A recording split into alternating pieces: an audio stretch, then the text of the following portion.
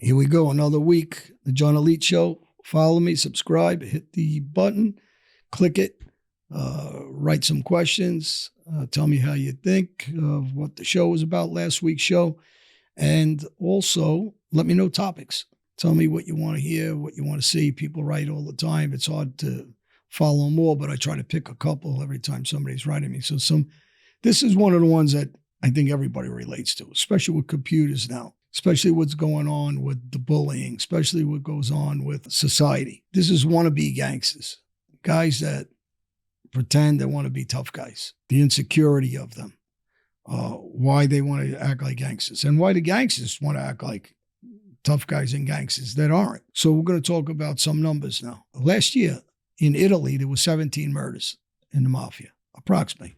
Probably a couple more they don't know about. To tell you the difference in the times, in 1991, in the height of my era, there was 700 murders, Mafia murders, in 1991 in Italy. In America, in the United States, you have 5 families. You have approximately 550 made guys, approximately. You have thousands of associates. You have the North Jersey crews. You have the Cavalcanti family. You have offshoots of the Lucchese family, and other families are in Jersey. You have the Philadelphia mob. In Chicago, you get the outfit. So on the East Coast, you still have the mob thing going on. Gangs. There was 376 murders with gangs in America last year. That's with gangs.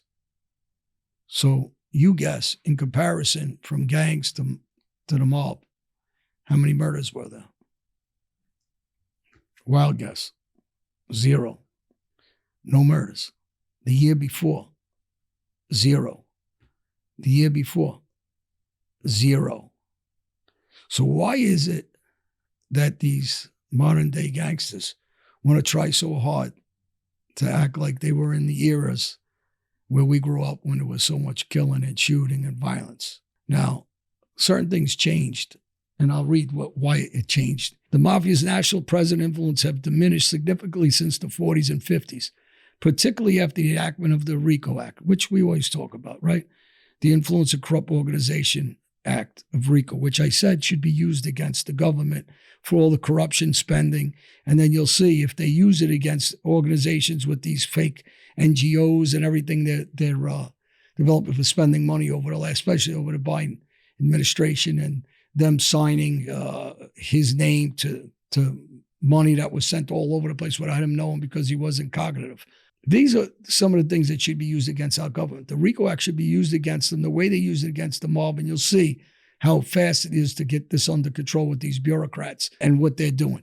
But here's another regional activity. While the Mafia is no longer a nationwide force, it remains a significant threat in certain areas, which I just said: New York, New England, Philadelphia, Chicago, Detroit. They focus now on white collar. Some reports suggest the Italian Mafia in particular shifted its focus to white-collar crimes with murders and extortion rackets, not common at all, which I just gave you those numbers. In Italy, which I gave you those numbers too, in 2022, was 17 people killed, and versus 700 in 1991. I told you that. The thing is it intelligence that they're not killing? And I would say yes, right? But is it a lack of trust of each other? And I would also say yes, because they all cooperate now. And the belief that they don't, the proof is in the pudding. Like I always tell you, when you have bosses wearing wires and you have bosses coming in and cooperate, and when you have bosses and their captains' families completely decimated, from the Banano family to the Colombo family to every family, they're all cooperating. So who's the dummy who's going to take the order to kill? Who's the dummy that would give the order to kill? Because with technology, you're not staying on the street. So the young guys, like everybody, when they're kids, myself included, you do dumb things because you don't think about the consequences of your action.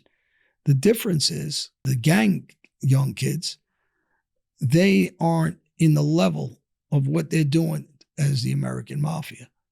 Now, that doesn't mean every guy is not as intelligent, and it doesn't mean all the guys in the Mafia are intelligent, because they're far from intelligent. But there's the the hierarchy, the leaders that put this thing together are within the infrastructure of American society, in the banking system, in the credit card system, in the stock market, in the seaport, in the clothing industry, in the garment industry, in the trucking industry, in the construction industry. You can go on and on and on, right? In the sports industry that the government took over, in the numbers business that the government took over, in the drug business, which the government took over, legalizing drug-free zones and marijuana, in the construction industry, what the government took over. So it was a flip-flop of who's controlling. And the corruption's no different. So there should be a RICO law going after these government officials like Elizabeth Warren that has $75 million in her account, and she was a school teacher. So of course they don't want Doge to come in, because Doge is coming in and cleaning up with all the robbing and stealing from bureaucrats. But the mafia itself, now go back to the mafia. These guys aren't about killing. I mean, that's done. They can use that image from the days of my time and before that. But in the modern day, there's a couple of guys that are older guys that were in and out probably. But the percentage, so you're going to hear this good. The percentage of thousands, and I just told you there's 550 made guys in the 5 families approximately, and thousands of guys, the percentage is 0.2% of 1%, 0.2% of 1% that are actually shooters. So when these guys are all talking and they're running around like they're killers and they're wild men, and it's all bluster, it's all insecurity, it's all fake, it's all gibberish, it's garbage. This is because everybody's used to the old mob. So they think it still exists with these guys.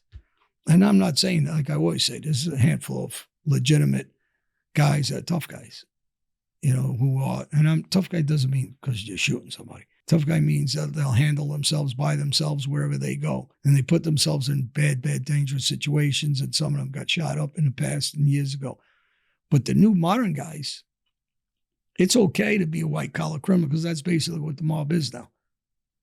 But the part that's not okay is how they fake to be that they're these action Joe guys, that they're out there, tangled up in shootings every day and they're getting shot themselves. And that was our era. That's not the era today. When you get the gang members and the young kids, they're still out there doing that. They're mixing it up. They're shooting each other out of stupidity, out of being young, out of not knowing any better, not knowing that you might as well shoot yourself because you're going to jail. There's no way you're getting away with it. And, believe it or not, there's like 40% of murders that are unsolved. Those are the ones that are in the inner cities in these neighborhoods that they'll eventually catch up to them. When you hear unsolved, it's not unsolved like it's never going to get solved. It's going to get solved, but they're backlogged because of the street crime. And they'll catch up to them, they'll get locked up, and they'll go to jail for whatever, how many years, 15 or 20 or 30, or sometimes never getting out because of cameras and evidence where they're people think they put on a mask and it's over and you get away. No, not with GPS, not with GPS on your car, not with your phone, GPS, not with cameras all over every street, on street corners, not with tolls they can triangulate every area between everything I just said and put you at a scene. And then on top of that, if you have any witnesses, on top of that, if you have any DNA, on top of that, if you have past history of having an issue with that person, you're not getting away with it. And then on top of that, most people are cooperating against the next. This nonsense that, everybody's grown up to believe this guy's not, these stupid sayings, snitches get stitches and all that nonsense. This is ridiculous kid talk that, people still buy into for some reason. And history shows over and over again, especially the guys that were violent, everybody's giving you up. And then after everybody gives you up, then you're giving them up. And this is just the truth of history, and especially the modern day mafia, because there is no real violence anymore. There is no real killing because, one murder brings down the whole family again. And they, through history, like I just said, when you have guys like Joe Messina and his whole crew that were wearing wires and ratting and giving up everybody in their family, and all their captains were giving up every crew that they knew and every crime they knew. No different than the Colombo after the Colombo Wars, and we've spoken about this on other shows also. It's a different era. It doesn't work, and it's okay that they're mostly white-collar guys. I don't know what the insecurity is that they have to try to act like they're so hardcore tough guys. But that's just the insecurity of them trying to pretend that they grew up in an era they didn't grow up in and didn't exist. Because in 1991, there was 700 killings in Italy. I don't know what it was here, but it was up there too in numbers. Because back then, when we were growing up, everybody, and I went through a list of friends of mine that are dead, and I must have gave that list, it had to be over 60 to 100 guys. Name after name I give of guys that were just, killed in broad daylight. Not like, the old days, you just, no matter where you are, in a supermarket, you get killed, in front of your house, you get killed, watering your lawn, you get killed. Going to the hospital, whether you're getting treatment for cancer or anything, you get killed. You get killed in the hospital. It was a different world. And today, it's okay to say, hey, I'm not a dummy, I'm more intelligent. We don't need to shoot. We make a ton of money doing the right thing and keeping a low profile. But the problem is the modern day the mobster doesn't want to keep a low profile. He wants to show off. He wants to act like he's a tough guy. He wants to, brag and blubber and show off spending money and go out and tell everybody you're a gangster and ridiculous things. And, using roids so they think they're big, and that makes them show like they're tough. And it's just all signs of insecurity, actually. Subscribe, write in questions, tell me what you think. But those numbers don't lie. So I give true numbers. The last murder I remember before Mildish is Frankie Cali. And that was from a guy that had some psychological issues. So it wasn't who was then the acting boss of the Gambino family. I don't really remember. I'm trying to think of somebody else. I know there was the attempted hit in the Bronx. But other than that, I don't remember. I don't remember any. I did all kinds of research trying to find out of anything in the last 5 to 10 years.